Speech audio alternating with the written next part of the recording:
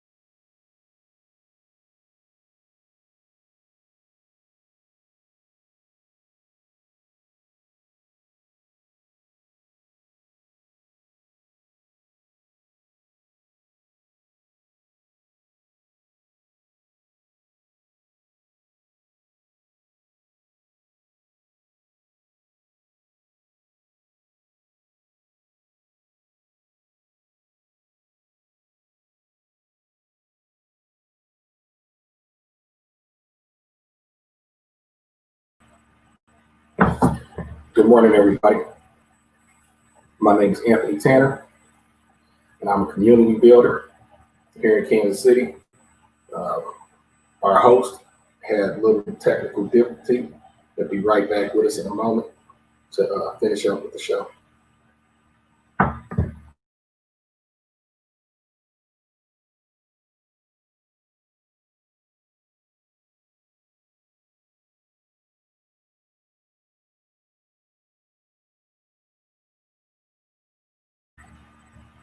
And to all the men, happy Father's Day. Happy Father's Day, fellas. Don't let nobody take that away from you. If you are a father, then this is your day. This is not Mother's Day. So hopefully today, people won't feel the need to display their manhood and they are women. You can't be both. You can't be a mother and a father. All you can do is raise your children to be strong men and women, but you can't be their mother and their father. You just have to be a strong mother, So don't accept that. If somebody tells you Happy Father's Day, don't accept that because this more than anything is downgrading the person that you are. It's making it seem like you're not humble and that you feel that you expect some kind of gratification for being a single mother or whatever, but it's not. That's not right. And it is the second day of summer now. Being feeling like it was summer way before now. Our weather is so messed up. I'm glad it's summer. Keep on planting some food and get things growing in the garden. Everything's been going well so far this year, other than the pandemic. That's the only thing new. Police brutality and the other topics have been going on forever. Ever since the first slaves got brought over here, ever since the United States was invaded, crusade more than anything wasn't a thing of people looking for a better life. They was looking to take over. They were coming to conquer. And so we finally be strong enough as a people that we can be situated in our situations, and be able. Hopefully everybody's enjoying themselves and getting ready for this next school year.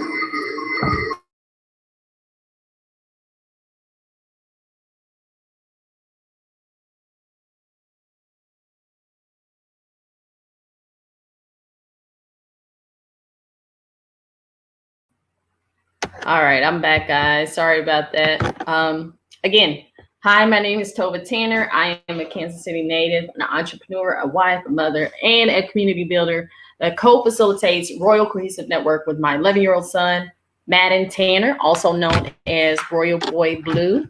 For those of you who don't know, Royal Cohesive Network is a nonprofit organization that addresses the achievement gap and emerging needs of young people who live in Kansas City's urban core through collective work and great intent to develop avenues for you to visualize and mobilize tools taught through various programs that we offer, such as entrepreneurship, literacy, gardening, cooking, and homeschool education support. Um, Someone once told me that they view RCN as an organization that takes conventional sayings and phrases such as "you can do whatever you set your mind to" or "you can own your own business someday," from a redundant string of words to a vibrant statement of potential and progress. We hope to continue our grassroots initiatives here in Kansas City and beyond. Please support our mission to assist youth in crafting their own narrative and have agency over their future. We go by this motto, an African proverb: if you want to go fast, go alone. If you want to go far, go together. So, as I was having technical difficulties, Anthony has already introduced himself. So, I want to say Happy Father's Day to Anthony Tanner. You are a beloved father, husband, brother, friend, a community builder, and who believes in creating a life of sustainability. So, we honor you today and all the fathers out there, and hopefully, some of the fathers will tune in and comment, and maybe we can have someone go live with us today too.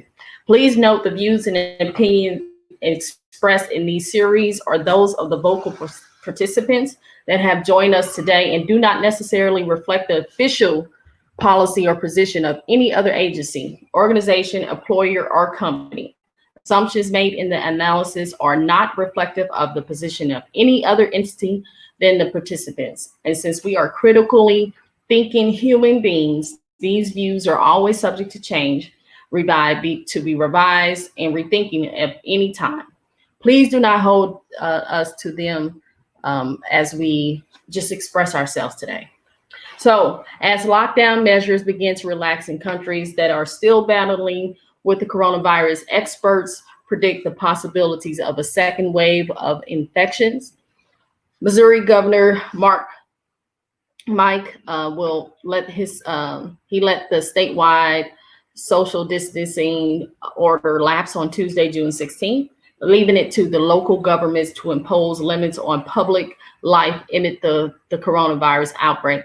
The decision means social distancing requirements for restaurants, retailers will end, and people will no longer be legally required to stay 6 feet apart from each other, non-family members in public. So our response right now at RCN is to include distributing masks to organizations that are aiding in the process to prevent the spread of COVID-19 and are working on the front line of protesting here in Kansas City. We're giving away 100 masks today. That is CDC recommended to organizations that are submitted. So if you have organizations that you want to highlight or you want to make sure they get masks given to them, please inbox us, comment below, send us an email at royalnetworkkc@gmail.com. That's ROYALE network at kc@gmail.com. So there's one pandemic we will never find a vaccine for, and that's fear of the Black man in public spaces. During Juneteenth, many Kansas Cityans shrugged off their fear of the coronavirus this weekend. But there's another type of pandemic that we want to talk about today that still keeps some of white America paralyzed, and that is the fear of Black men in public spaces. During Memorial Day weekend, we saw the release of two disturbing videos involving Black men. One showed a white Minneapolis police officer with his knee on the neck of a Black man who was gasping, "I can't breathe," which is George Floyd, the man that later on died. In the second incident, a white woman was walking her dog in New York's Central Park when she got in a dispute with the Black man who asked her to leash her pet. A video shot by the man shows her vowing to call the police and saying, "I'm going to tell them there's an African-American man threatening my life."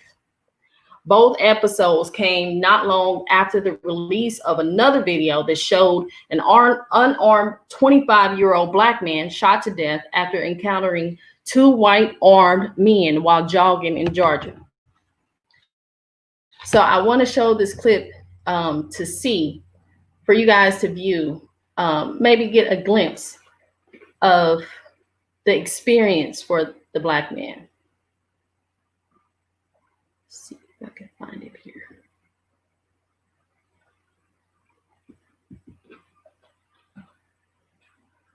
Slave catchers were known as slave patrollers. Also during this time period, there was no slave catchers were known as slave patrollers. Also during this time period, there were site here in downtown Newark. Local shop after local shop closed. Oh, what is?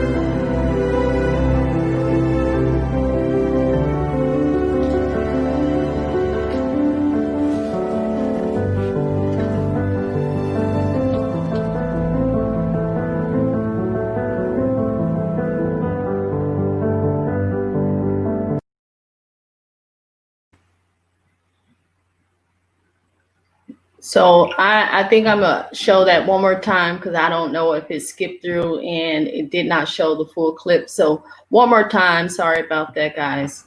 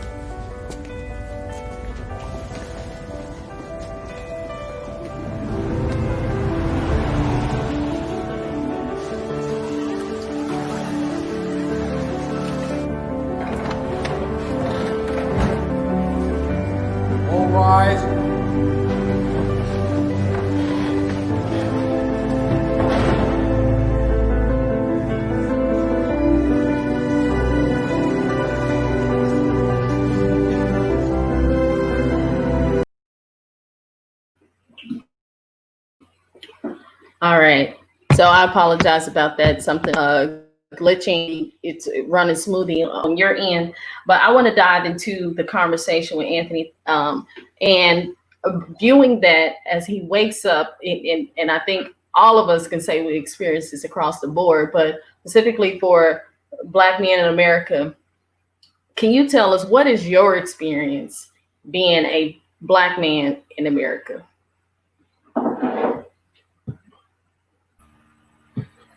For me, it varies from time to time.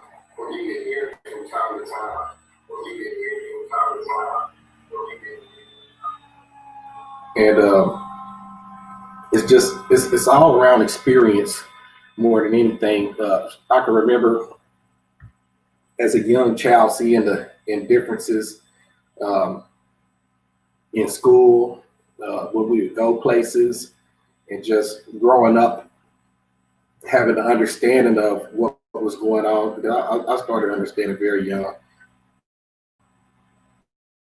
Excuse me. I remember some guys riding past my house while me and a friend of mine were riding around in front of our house, and it was two young white guys in a red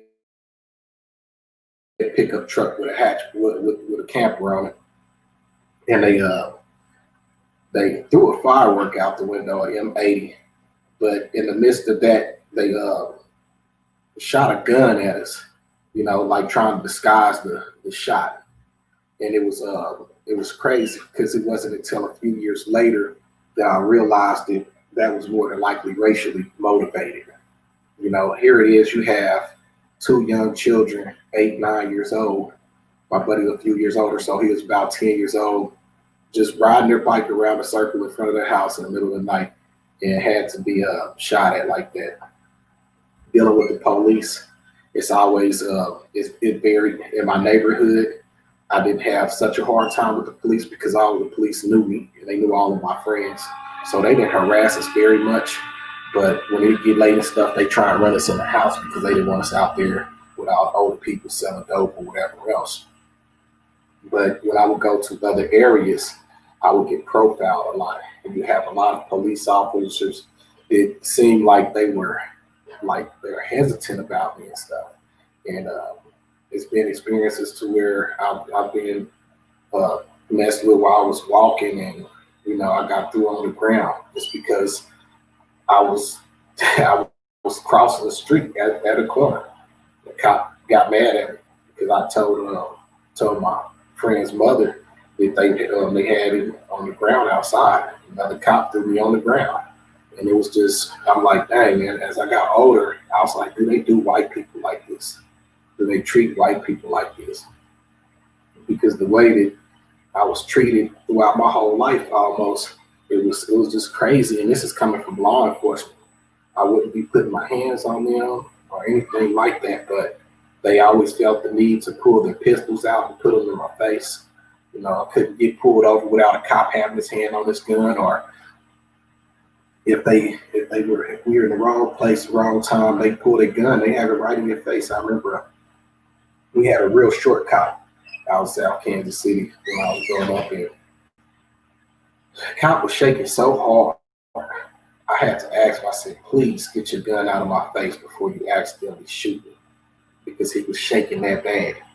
I don't know whether he was mad or he was in fear, but it was terrifying to me because I'm like, man, all it takes is just one shake too much. He could have blew my brains out.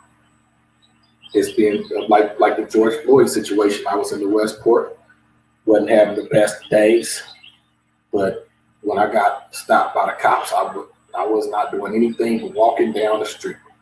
I was headed over towards Sunfresh, and they ended up getting mad because I didn't want to sit on the ground. I couldn't sit still. I was out walking around for a reason.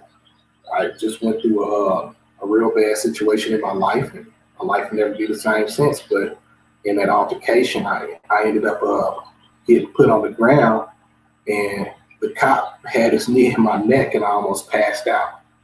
I was thankful that I had a little training in martial arts. I had been training Brazilian Jiu-Jitsu, so I shrimped my way out of it, and his knee wasn't on my neck the same way anymore. If I wouldn't have, he probably would have killed me. He'd have knocked me out at least. And just like I said, being a black man in America, it's never been easy, and it's never been a level playing field for us.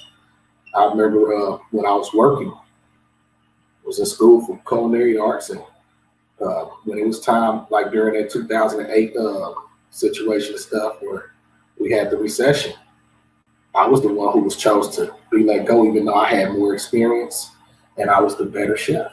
I was way better than the other person. But that being a Caucasian woman, I think that was their decision making factor right there, because most of y'all black people are being let go, but they were holding on to the whites all around. You know, I'd have people that tell me I got the job, but when I came in for an interview, because I was highly recommended by colleagues, they'd see me, and then all of a sudden it was a situation of, well, we'll get back with you. And I'm like, oh no, I thought that I had the job before I even came in. You just wanted me to come in, sign, do the resume, bring my resume and fill out the application. And they'd be like, well, some things changed or whatever else. But I've always noticed it on the workplace, anywhere, it's never really been a level playing field. Educationally, there's not really been a level playing field, not until I got in college. Because in college, it's it's the same material all the way around. But growing up in Kansas City, Missouri, and knowing people that grew up in Lee Summit and in Kansas always in their school district, it always had a better educational system. Their books were way more advanced. Their third grade, our first grade work was, well, hold on, let me see how to say that. Their first grade work was our third grade work. Years and years behind. I wasn't understanding why my cousins were learning way more than I was. And the education that I was getting was boring to me. I didn't care to sit in class and learn something that easy. It didn't take me long. I didn't have to study for tests or anything like that, so it wasn't enough of a challenge. But just every which way you can look at it, financially, blacks have not been paid as much as whites.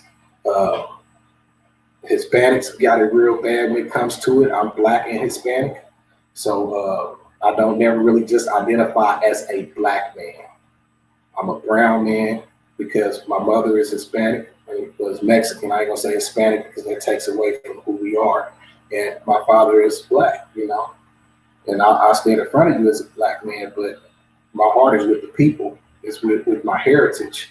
My heritage is indigenous to the United States of America.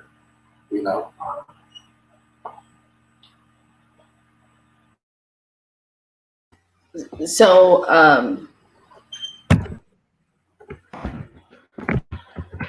and you touched on a broad spectrum, both economically, educational wise, socially, environmental. That's a lot of different areas to be a black man in America, and just having those spaces invaded, if you will.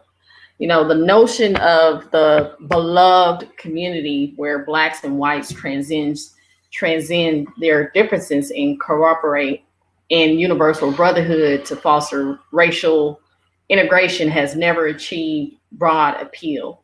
The United States of America, a new nation conceived in liberty and dedicated to this proposition that all men are created equal, began as a slave society.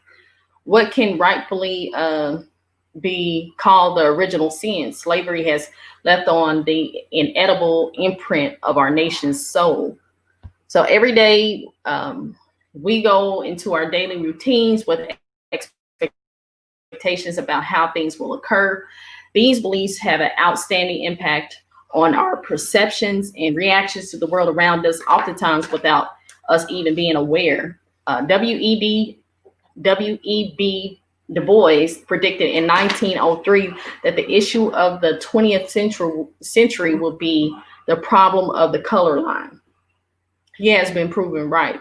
So, Anthony, what do you think it would take for people to honor Black men in this country? I believe the first step would have to do with our community honoring us first. Our Black women honoring us. I know sometimes it's hard to understand that, but we're not just dogged out and outside of our community. But we as Black men, we fear each other. Black women, we fear each other. And a lot of times it's because of what has been shown in the media, the way that we express ourselves. Most I ain't being funny with it, but most Black people are, when they get together, we get loud, man, and we like to have fun. We hang out in big crowds. It'd be 20, 30 of us on one corner. It's almost too packed to move around. But that's just how we are as a people. And a lot of times we have things that go on when we're young that later on in life we are judged about. A lot of us have children young, and we don't know how to be men yet. We haven't been taught to be men yet. We're still learning. A lot of us are just becoming men in our 30s. It took me a long time to grasp onto actual manhood, not as in being a man that provides for his family and protects his family, but also being able to be a level-headed person, a person that is just not out here doing foolish things, doing whatever he wants to because he sees the future of his family. And I thank my family for being here, because without my family, I probably wouldn't be a real man yet. I'd probably still be a boy in a man's body. And so I think that it's going to start with our women, with our Black women being there for us as men, allowing us to be in our children's lives. It's Father's Day. So, it's hurtful times and stuff, for a lot of people. You have a lot of men that will not see their children today because things didn't work out with the mother, And I think that honestly, if our women held us up to that stature, then other people will follow suit. See, it ain't about what the people outside view us as much as inside. If we as a people love on each other, respect each other, and honor each other, then we are our community. We put our money inside of our community. We put our faith in our people. And that's how we grow as a people. People sometimes have to just see you from the outside so that they can start understanding, hold on, man, that's a powerful people right there. On that video clip, it showed the judge. He's walking across the street with his hoodie on. People probably are afraid of him. And even, getting on the elevator. I remember plenty of times getting on elevators and stuff, and it'd be all white women or something, And sometimes I'd be like, hold on, I'm gonna wait till the next one. But they would squeeze around. They say, come on. And it make me feel good. But then you have other times that it would be people on the elevator and they would move around so it wouldn't be enough room. And on those times, I'll push in the elevator, But it's just funny how the situation is to where when he becomes a judge, I wonder how they view the men, because him being in the honorable judge, being in that high place, he's still more than likely feared, because when people go up in front of him, they know that he's the final say-so. He's the one judging them at that moment. And sometimes people respect it. Sometimes people won't be able to respect it. A lot of people don't want a Black principal at a white school, but you always see white principals in Black schools. You always see the white educators in the Black schools, and it's unequal. It's not equal there. So for me, I think that we have to start respecting each other in our community and being able to honor ourselves first. You have to have self-respect. You got to love yourself. You got to honor yourself. If you don't honor yourself, then who's going to honor you? Who can see you as being strong if you don't see that you're a strong person, if you're not confident in yourself? So it takes us. It takes us. We have to start honoring each other. We have to understand that we are different from other people and that all of us need a little work, some in different places. I know that it took me a while, man. I'm glad. I'm glad that my wife is my wife, because she allows me, and I'm going to say allow me, because you have situations where children get taken away from their daddies, and their daddies love their children more than anything in this world. I'm too familiar with it, but my wife allows me to be in my children's life. I wake up in the morning, my children are across the hall from me, or they're in the bed next to me, or if I fell asleep on the couch, one might be laying on top of me when I wake up, one laying on the floor next to me on the carpet. Just that this morning, my wife woke up with my son laying on her back, So this is what makes me feel good, knowing that I could come home to a family, to a wife that loves me. My family honors me. So if don't nobody else honor me or care who I am, my family does enough for me. I'm not here to impress anybody or look for gratification outside. I do a lot of things that are self-gratifying. So I make myself happy. I don't care what somebody else thinks about me a lot of times, because unless they cut me a check or something like that, then they're kind of null and void. They're not, too much of a factor in my life. But I want, and I need for our youth to be able to see me as somebody that they can trust, because ultimately I don't want them to become men when they're in their 30s, even though you're still an adolescent until your mid-20s. But being able to have that training, understanding what it looks like to be a man, understanding what it feels like to go to your old neighborhood and bob half the block. I own half the city block in my old neighborhood, my grandmother's property and the two neighbors' property. And around the corner from there, I own my neighbor's property next to us on the corner. So, and I'm about to buy some more property over there.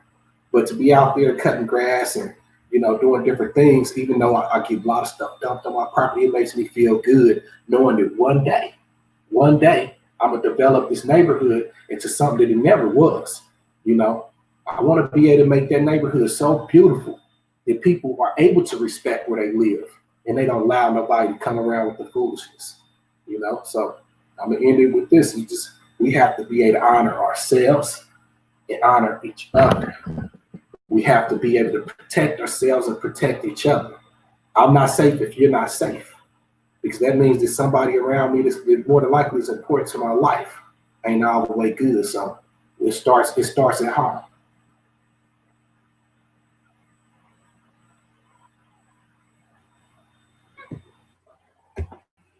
It starts at home.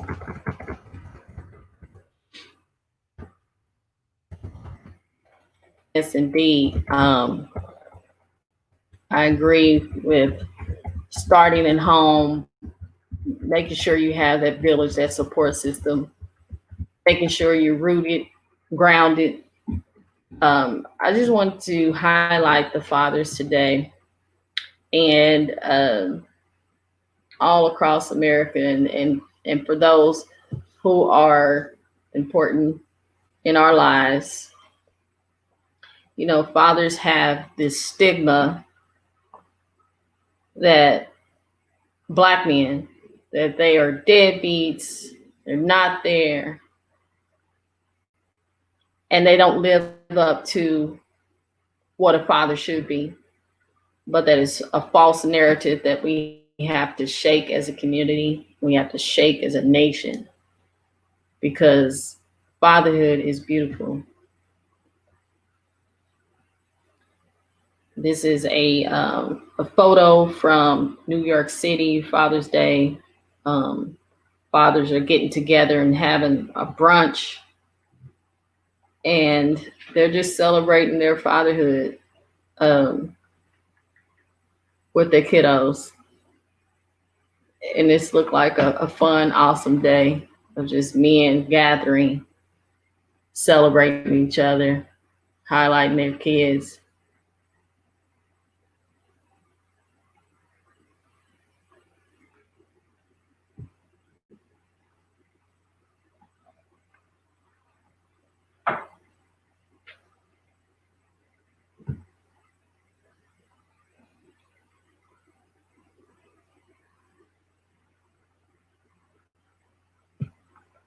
And we highlight my husband, Anthony, a father to many.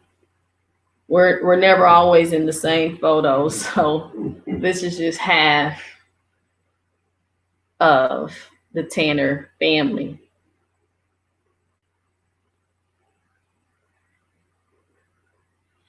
And it sometimes, assume that when it comes to family, it is a simple, unspoken truth that love is shared. This is unfortunately is simply not true.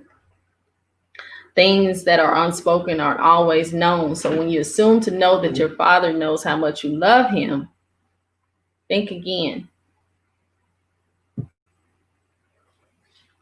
He might not always be aware that you are thankful for him and that you appreciate all the love and sacrifice he gives.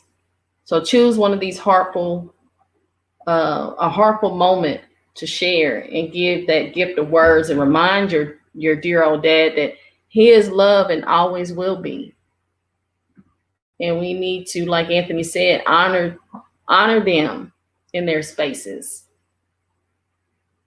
and tell them they are loved. Tell them we are grateful. And I just want one day to America to know that our men are necessary. They are necessary in our lives.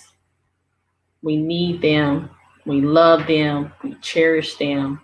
We honor them. Our children need them. Our community needs them. Women, we need them. So I appreciate your words of wisdom today, Anthony, and sharing your experience. I have many experiences just being alongside men or boys in the neighborhood. You think, hey, personally, I know this guy and he's cool and we play basketball, we play games in the neighborhood. You don't know what he does outside his life or if he even does anything. But because you're an association of that person, you can sometimes, as a woman, get harassed and messed with. But that's a whole nother topic. We just wanted to come on and just kind of highlight fathers and sharing experiences of what it is as a Black man in America. Again, we are still inside of a pandemic, so make sure you guys are protecting yourself, keeping your social distancing, and wearing your mask. If you know of an organization that are on the front line that need masks or are protesting in the Kansas City area, please make sure you submit those organizations to Royal Network KC@gmail.com, excuse me. Or you could comment below, inboxes, DM us, however you see fit. We'll make sure they get those 100 masks. We did donate to Juneteenth. Happy Juneteenth again, everyone. Happy Father's Day again, everyone. Happy summer solstice, second day of summer. I hope you guys are enjoying your weekend. It was a lot going on.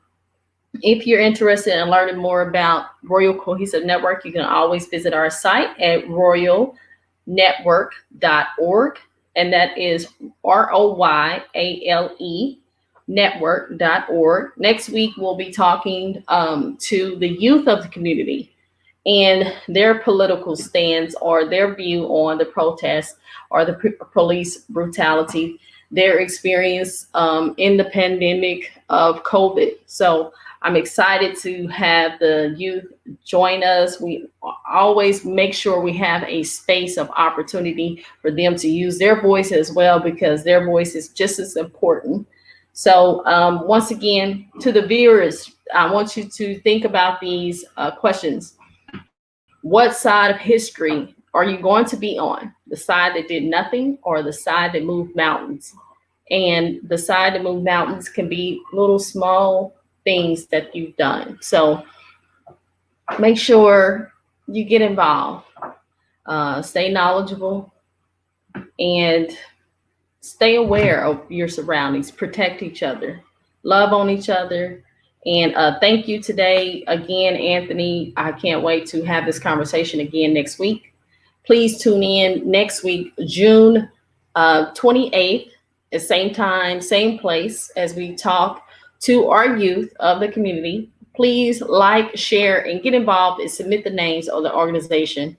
Make sure you go to our Royal Cohesive Network Facebook page and also IG page and follow us and see all the sustainable programs that we offer to the community. A lot of it is virtual, so you can visit our website and get a lot of virtual lessons. I guess I'll close out to say Happy Father's Day. Thank you to our men. You are necessary. Anthony, do you want to say anything before we close out?